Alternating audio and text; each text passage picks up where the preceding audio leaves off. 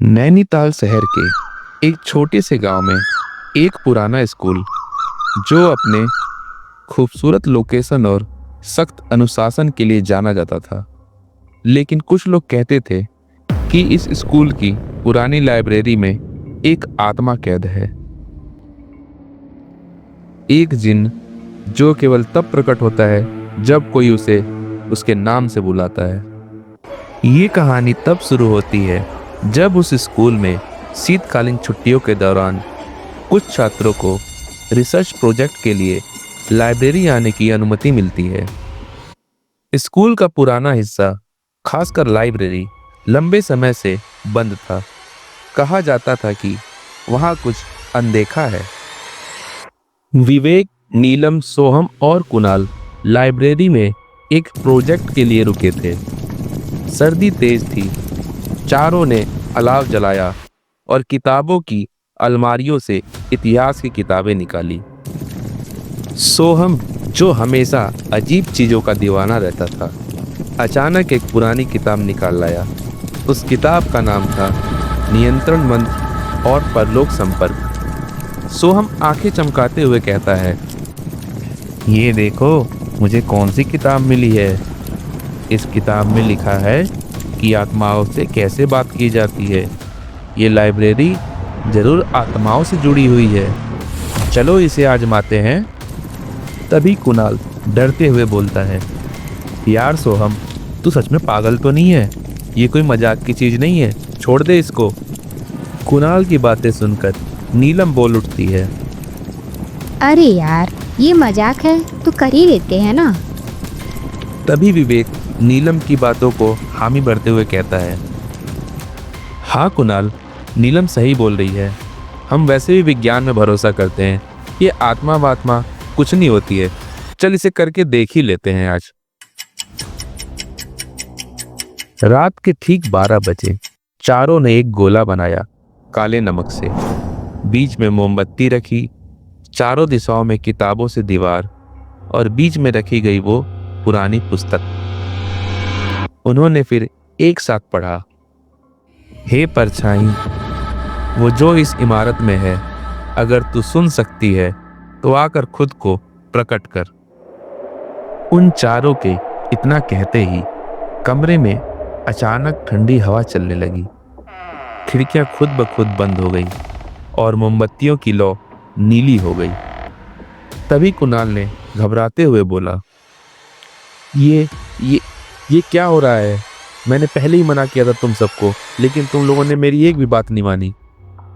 तभी अचानक से कमरे की बत्तियां गुल हो गई और लाइब्रेरी की सबसे ऊंची अलमारी हिलने लगी।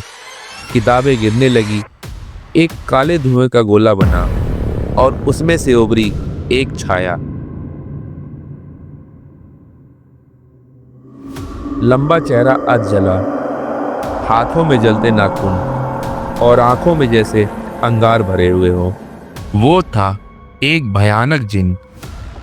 जिन ने गरजती हुई आवाजों में बोला, किसने मुझे पुकारा है? किसने मेरी नींद तोड़ी? तभी नीलम साहस जुटाते हुए कहती है, हमने ये खेल के तौर पे किया था, हमें माफ कर दीजिए। खेल? ये खेल नहीं, समझौता है। जो भी मुझे किसी भी खेल में बुलाता है, वो उस खेल को छोड़ के भाग नहीं सकता है। जिन ने एक पुस्तक खोली और बोला, अब चलो, मैं तुम सबके साथ एक खेल खेलता हूँ। मेरा सही नाम खोजो, एक ही मौका मिलेगा।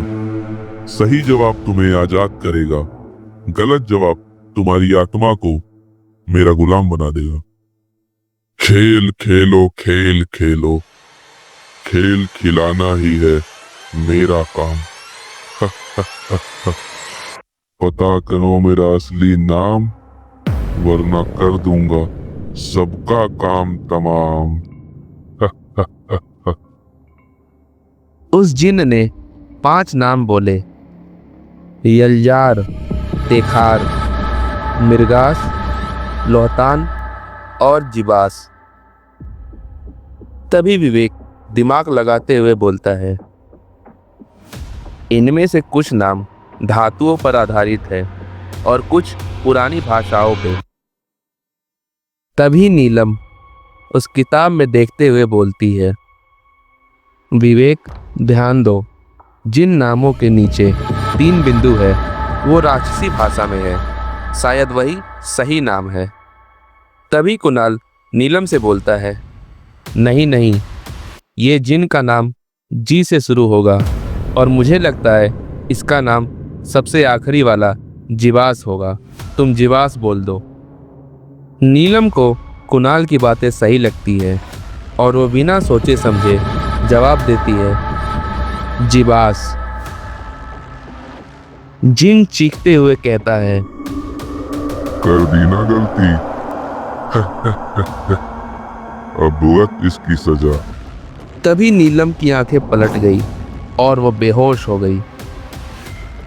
अब केवल विवेक, सोहम और कांपता हुआ कुणाल बचा था। तभी विवेक सोहम से कहता है, सोहम, क्या कुछ और लिखा था उस किताब में, एक बार याद कर। तभी सोहम ने याद किया।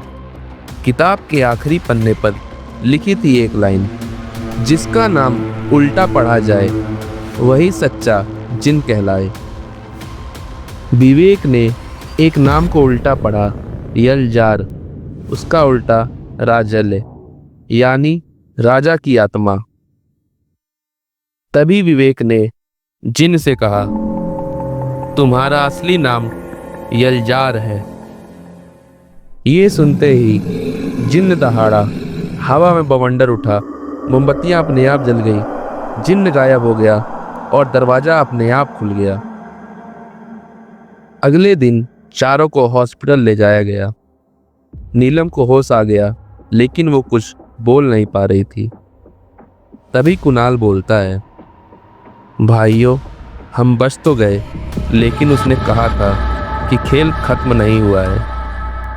विवेक की डायरी में लिखा था, लाइब्रेरी अब भी वैसी ही है, किताब अब भी वहाँ है और जिन बस सो रहा है। अगली बार उसे कोई और जगह ही देगा।